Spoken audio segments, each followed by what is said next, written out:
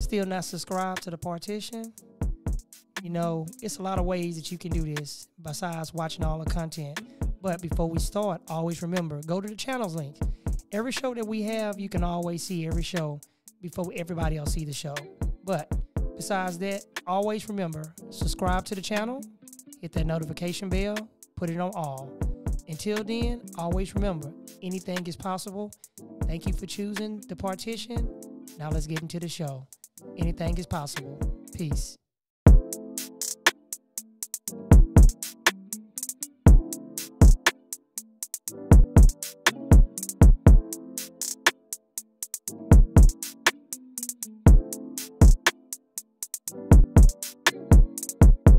I'm a Billboard music producer.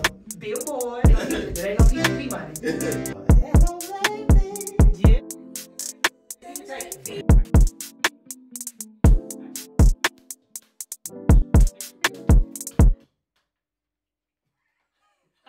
Hold on, wait. I want to laugh.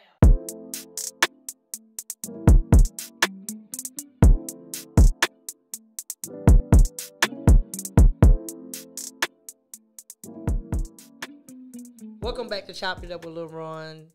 And before we got ready to get the season basically wrapped up, I had to have a special guest. You know, we haven't had a DJ in a while because, you know, we had the DJ rider. And now we have another DJ. And this DJ is well connected. And you guys going to find out yourself as we progress in this episode. So, I want you guys to welcome the one and only DJ Swin. I got it right, didn't I? Yeah, you did. Hey, yeah, I was like, up, y'all? I'm thinking about them bikes. I said, a Swin, okay, yeah.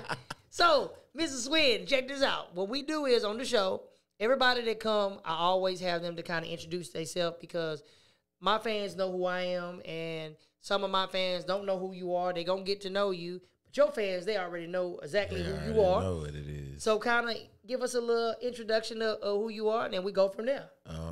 I'm DJ Swin, born and raised in Houston, Texas, out of Third Ward in Houston.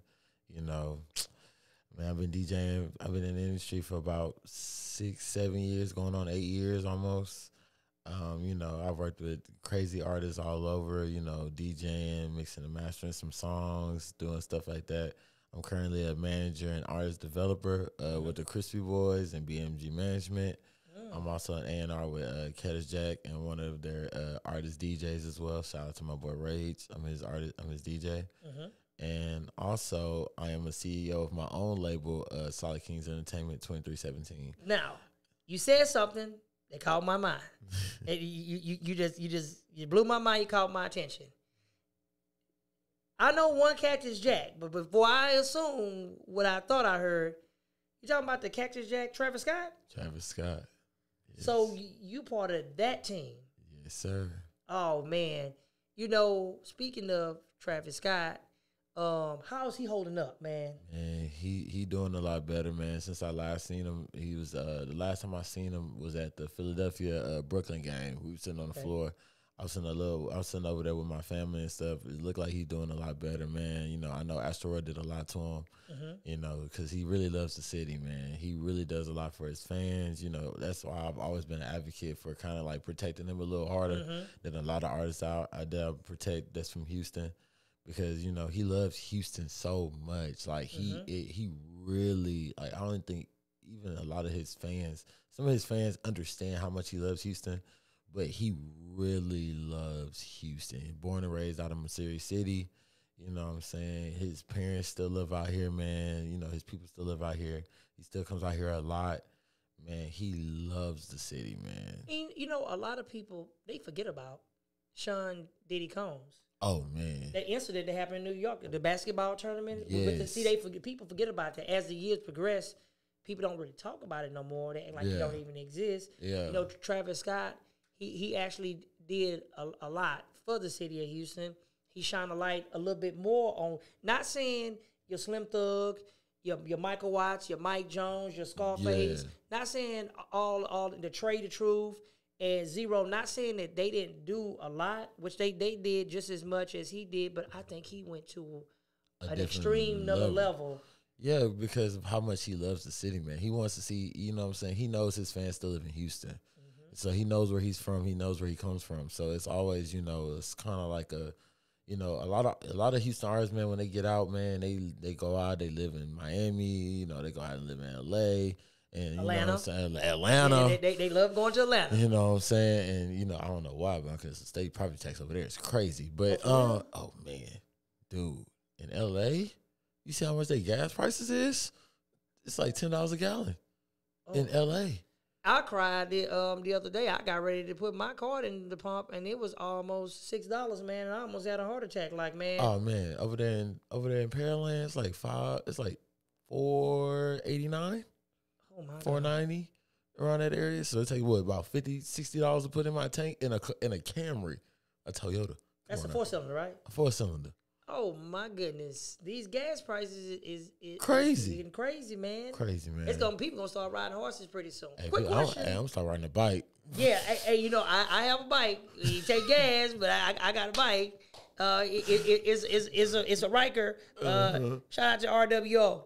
All right, hey. But check this out. This is what I wanted to ask you.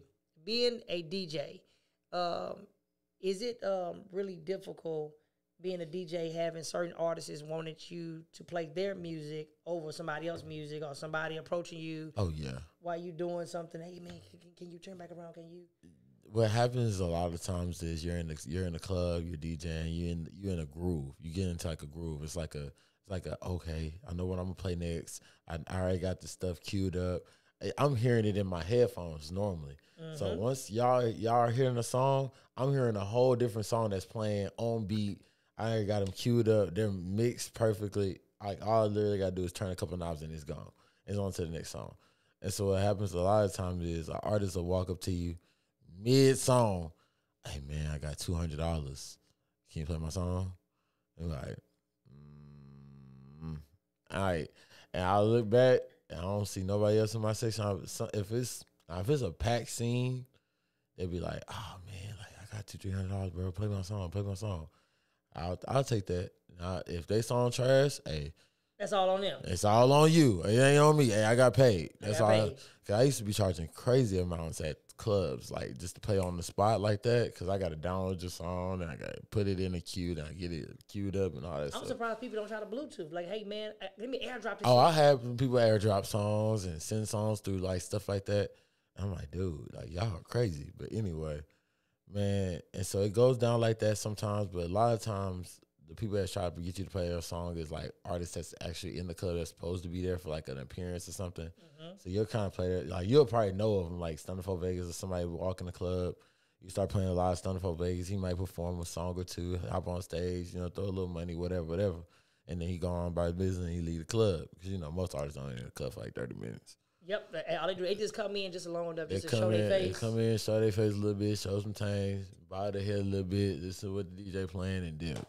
And they gone. So, do you ever have to worry about people criticizing you, saying that you're trying to be like another DJ? Because, you know, I have a friend, he DJ too as well, and he's real, his name is Thomas Green, and he actually DJ, and he do pack houses, and sometimes him and other DJs, they look out for each other with gigs. I think sometimes Mr. Rogers sent him gigs that he turned down or whatever. Right. He's a young guy, very talented. Matter of fact, he was just in a magazine recently.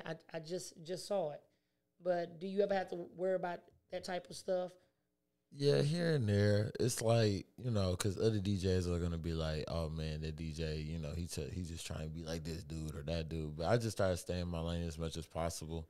You know what I'm saying? Do what I do, because it's more to my story than just DJing. Oh. So, you know, just, you know, because I came up as a DJ and a producer. Yes, that's where I started from, but that's not where I'm going to finish my story. Well, this is the question. What made you want to be a DJ? Because something had to spark your brain. Oh, man. I was in, when I was in high school, I was taking an AV production class. That's like the people that film movies and do stuff like that. Like, we learned how to edit and stuff. That's where I started off my kind of artist journey and stuff like that. And so when I got out of school and I kind of had like that stuff, my cousin was DJing first. he was like, DJ Dono, that's my boy, that's my cousin. And so he started DJing a little bit and stuff like that. And I was like, man, that stuff look kind of cool. I already had a pretty good music playlist. So I was like, man, I just want to kind of like test this out, see how fun it could be. So tested out that whole night. I stayed up the whole night DJing, literally the whole night. And so after that, next thing you know, I was like, okay, I'm gonna invest in this. Like, I'm gonna really try to take this shit to the next level. So I took a class. I took a 10-week course on learning how to DJ from this dude that's been DJing EDM for like 20, 30 years, man. 20, 30 years? 20, 30 years, man. What was his name? Man, I forgot his name, but bro, he's my dude. He worked at the Guitar Center over there off of Voss. That's what about a Galleria. Got a Galleria area. Okay. And so he works at the Guitar Center over there, man. And he was like, I'm gonna show you how to DJ without even having to scratch. Cause I was like, I'm thinking like as a DJ, you know, the first thing you learn is how to scratch. But as an EDM DJ, he didn't even have the turntables. He don't even use turntables. He used straight knobs. Straight knobs. Oh, straight knobs. That's it. So he just cues a song and just mixes it up. And so I'm like, man, okay. So he taught me how to mix straight up. He was like, you ain't gonna even have to learn how to scratch. You ain't gotta learn how to do none of that, bro. I got you. So I was learning how to do it. I got so good at it, I didn't even have to look at the knobs no more. Literally, that's how good. I was going 2 times a week. I was doing it at home because I had my own DJ system at home. So I'm going home, doing the knobs. And I remember I got my first gig. My first gig was my homeboy birthday. I was going to get paid $40 for it. I was so nervous. I was like, man. $40. Hey, you know what I'm saying? This is 2018.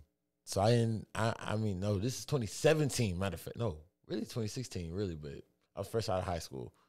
And so dude was like, man, just come through for my birthday, I need DJ, da-da. My cousin was like, hey, he's just learning. You sure you want him? He's like, yeah, it's just, you know, I have a couple friends coming over, whatever. Not knowing I've been taking this class. Nobody knew I was taking a class on it. So I'm like, all right. So I told the dude, he's like, man, just go in there with your swag, man. You good. You got confidence, you're good. Just go in there. Do your thing. You know what to do. So I went in there, I killed it. Man. And dude was like, you said I thought y'all said he was just starting to learn how to DJ. Like no, man. I've been doing this for a couple of weeks now. I've been in the grind mode for a minute. And so my cousin was like, I didn't know he was even this good. And he was like, I ain't gonna lie, I think you're gonna be my artist DJ when we get signed. When we start going on tour, you're gonna be my artist DJ. I said, well, I'm along for the ride. I guess I'm here. Mm-hmm.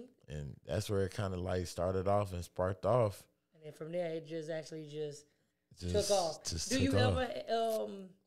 you ever use CDs back in the days? Or some DJs use CDs? Oh yeah, you talking about like vinyls and stuff? Yeah. Okay, so I wanted to use vinyls, but then I realized how much work it takes to have them and to own them. Like, it takes a lot of cleaning. You got to be a real clean DJ to have those, man. Yep, and those are expensive. Yes, I'm talking about $1,200 for the system to have to have the vinyl sit on, and then you got to get the right vinyls to sit on it. That's right. And then you turn back around too. You have some people that actually do the computer. Some people use the computer. Yeah, I use the computer more than anything. I can't do the vinyl. Hey, you know something? Vinyl's crazy. This is the most funniest part that I like. I love when DJs come along. You actually, we come from an era of DJ Screw and the music being slowed down. Right. On the computer. All right. Have you actually met the person that actually came up with that concept and the idea on the computer? I have not. I wonder what would you actually do if you actually met that person? Man, I have so many questions for bro. Well, guess what? You in luck. You talking to the person that actually came up with that. I remember. I'm gonna take you back. Let's go back. Wait. Are we gonna skip the fact that you just said that? It's true. It's true. And anybody that want to pull my coattail, you can pull me on it. I got stamped. Hey, y'all heard him. He's the GOAT. He said he's the GOAT of that. He said he created that. I'm gonna tell you what. With the help of this guy named George, we sat down. I told him what I wanted. We came up with the actual program to do that. When I first started, I will actually just take the tracks, and I'm gonna take you back. I'm gonna go back to Mystical. I'm gonna go back to the album he did with Ludacris, the Move. Get out the way. I'm gonna take you back to that one. So that's how I'm taking you all the way back. So this is back Windows 98, Windows ME. So this is back when you had America Online. So you know that wasn't even in. I told them how I wanted to do it. I remember a lot of people used to laugh at me. Used to be like, man, I don't know why you do that on the computer, man. Ain't nobody gonna turn back around. Ain't nobody gonna do that. And I knew that this was gonna be the future because I knew if I can turn back around and take the computer and do it. And when I chopped, I used to use the computer mouse and go back and forth because I sit there and perfect it. The chopping in the beginning, it wasn't like how I got it later on. A guy I met named Kato coming out of Beaumont was showing me the what to listen for because when you everybody that takes songs and they chop them up, every song ain't meant to be chopped, and some people don't understand that. It ain't. But it's a certain mark in that song to listen for, and you're a DJ, you know that mark. And I know when I hear that mark, I say, all right, that's my cue. I know I can do that song, and I turn back around and I take it and chop it from there. But I came across a lot of people in my time. Even to this day, I still can go back and listen to music that I did back in the days, but I did it on the computer first, and I screwed and chopped music videos as well. I did it all. yeah, I know you're shocked. Yes, people don't know before I done this, I used to do music, and I used to do computers. Yeah. But I did it, and my name used to be, I used to call myself the ghetto DJ Lil Ron. That's exactly what. And my R&B CDs used to be called. As a matter of fact, my shop was in Acres Home. I'm from the north side, Tidwell and Mesa, but my shop was in Acres Home. My R&B CDs used to be called Bleed on My Sheets because Michael Watts them had Action. Yeah. Somebody else had Straight to the Room. I know who you're talking about. So I think Action was, that was Michael Watts. Michael Watts had Action. Somebody else had Straight to the Room. And then OG Ron C, he had just was in transition to leave to do his stuff as well. And this is around about the time with Slim Thug had just, I think they just got through releasing Wanna Be a Baller because I used to listen to the remix when I worked at. Yeah, I was listening to Wanna Be a Baller when I was working at Budget Car Rental. I was listening to Wanna Be a Baller when I worked late at nights because I liked the remix that had I Hit the Highway. Man. No way. Everything my way. Yeah, I was like, oh. I listen to that all the time. I be like, man. And this is when they came out with Juvenile, 400 Degrees. Oh, man. Because that's one of the first songs that I actually screwed. Oh, man. Yeah, so that takes you back, and you know it. Because back in that time, the CDs was just transitioning. They was actually going away from wax, and they was bringing DJs into the CD thing. Yeah. And this is when I really, really went full force, is when they came out with the Blueprint. One of my friends named Carol was screwing Renegade. And I always would hear that beat in my head, Renegade. And that's how I actually heard Eminem tear Jay-Z up on that track. Yeah. I didn't hear it regular. I heard it screwed. Tore him up. Yes, and from that day forward, man, I told a lot of people that was going to work. And I had a friend of mine, his name was DJ Tyrone. He was a real popular DJ on the north side. And he was like, ain't nobody going to never listen to that, man. There ain't no way. To this day, when he see me, he talked to me. He said, man, you was smart. You was ahead of your time. He said, if I would have listened to you, you told me that back in the days, we would have made some stuff. Man, we would have made some major stuff. But I end up letting music go, and I end up fulfilling what I wanted to do with computers. And from computers, I actually did this. But, yeah, a lot of people, they don't know that. I am going to tell my story. I did like the little DJ Screw movie that they actually had. Yeah. But I can actually say, honestly, that I did create it. And nobody can never take that from me. I created that. And the person that said that they did, tell them to prove it. Because I can actually go back and get the files. And I can pull up the date that actually show it. I even have, like stuff, man. As a matter of fact, my stuff was called, not trying to be funny, that's where the Wildlife came from. It used to be called Wildlife Records. We had the Piece and Chain. I had to get the pictures. We had Piece and Chain. Man, we had the whole 9 yards, man. I'm telling you, I had it laid out. It was actually, laid out, man. But I decided to actually do that. That's where that actually came from. And I actually paved the way for a lot of people now that actually use the computer to do what they actually do. This is back in the days, there wasn't no such thing as no virtual DJ. That didn't even exist. That didn't even come into play yet. Oh, man. Oh, that's crazy. The only thing I didn't do, and I won't lie, I didn't have, when George helped me with the program, I couldn't scratch. The only thing I can do is screw and chop. So the scratching part, I did that part came later on. I ain't no master scratcher like that. I never too much really like a scratch. I never like a scratch. I'm more of a mixing DJ anyway. It's too abrupt for me. Yeah. It takes. I think if you scratch on the computer, I think you're like emulating wax. I thought it took from the gift. Now the mixing, and like you said, you all right, because I remember times people said, "Man, how you know what song?" I said, "I know when to bring." Like I had a CD that I was finna get ready to drop.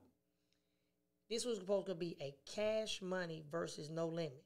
And this is when Cash Money was actually breaking the barrier down. At the same time, Master P was at No Limit, was actually slowly going down, but Cash Money was coming up. So I was going to do a Cash Money versus No Limit. Man, I had all the songs lined up for that CD. It was going to be a battle. On half of the CD was going to be the Cash Money logo. On the other side of the CD had the No Limit tank. The songs I had lined up from that, man, from the No Limit side and the Cash Money side, man, it was going to be like a fire CD. I never got a chance to actually take it and put it together and do it. But we come to the segment what we call Leon's Top 5. Leon was a cousin of mine that was an 18-wheeler driver. He got killed in a car accident last year. He was a real big fan of all my shows and my work and everything that I do.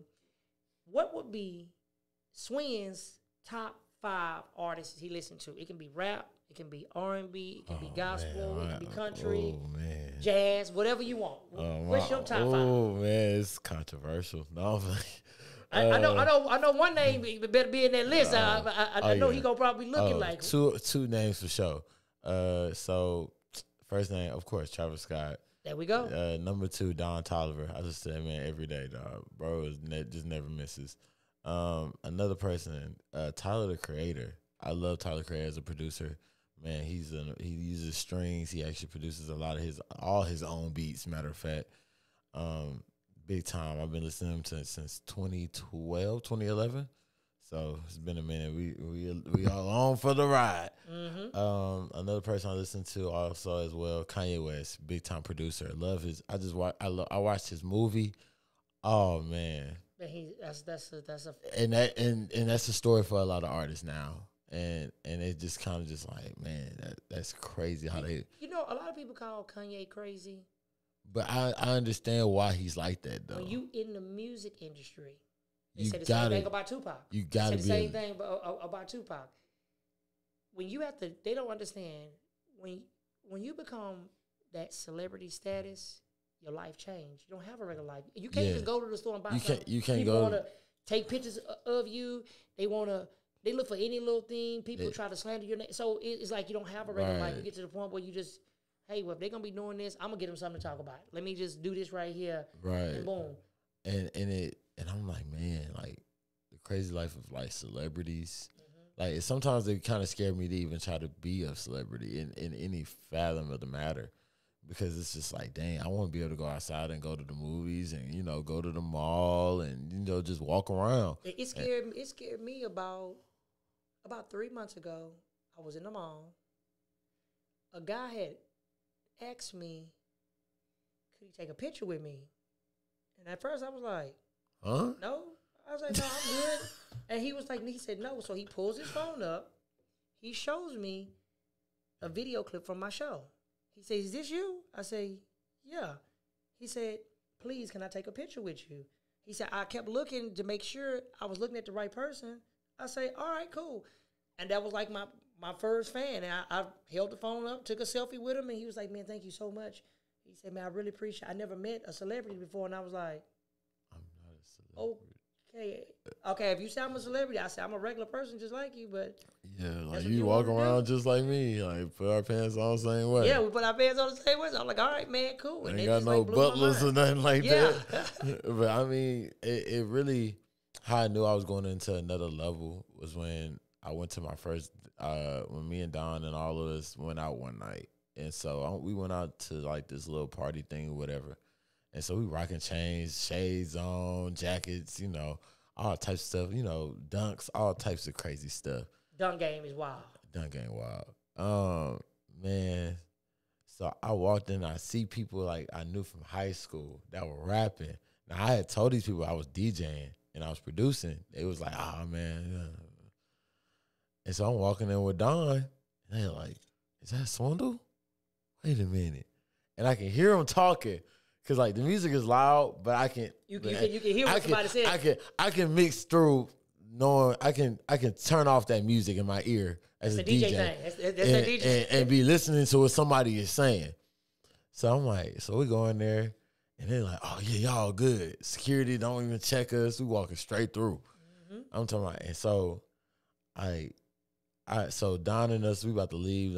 Donna pulled up in a lamb truck and. You know, he got his little chains on, jacket on, hoodie on, all types of stuff, security around and stuff. And they like, hey, Swin, man, what you been up to? Oh, man, I'm up now. Mm-hmm. That's all I said, and I just kept walking. You know, when speaking of, you say sound, people laugh at me when I do this. I can go to a club. A DJ be mixing a record. I'm going to know the song before everybody in the club is going to know it. Yes. I can hear, they be like, man, I can say, oh, that's going to be such and such. Yes. They like, and it'll come on and say, hey, I said, man, if you into that field, you going to know because you know. I'm going to hear it. Them songs, you're going to hear it in the background. I'm going to hear it in the background. Even when he got it low. I can't even go to clubs now without listening to the DJ. Mm-hmm. Like, all DJs and see, because most of the time you go to the club, you like, oh, man, you looking around. I go to the club, and I'm going to the club with other artists. And they're like, man, this DJ is trash, man. You could go up there and kill him right now, couldn't you? I was like, dude, if I used to be like how I used to be the DJ that walk around with his laptop all the time. Wow. All the time. So just in case a DJ up in there bombing, I'll go up in there and kill him on his own thing. I've done that at house parties where a DJ has been trash. And I said, and then talking about, oh, bro, we need that DJ. Oh, I know how DJ. You sure? Yeah, I can get on his stuff right now. I got my laptop on me. Pull my laptop out, connect up. Go to work. I'm on his turntables going to work. Wow. I'm talking about, and he just sitting there like, I done killed other DJs in a DJ battle at a house party. Wow. Where it's two of us DJing. He's DJ. Go ahead DJ first, man. I said, I ain't going to even DJ right now. Go ahead and DJ first. He started playing some Playboy Cardi, even though Playboy Cardi is one of my favorite artists. Still, you know what I'm saying? People not going to hear that in a party, in a house party. It's certain people that they trying to hear. Like, you got to play music for the masses, not for you. Mm-hmm. And so I'm like, rookie. And a lot of them don't even know when you allow a person to go first, you setting yourself up for failure, dude. Exactly. Because you already showing me, because you're going to come with your fire first, and when you come with your heat, all right, I know what I need to do to you. I got you.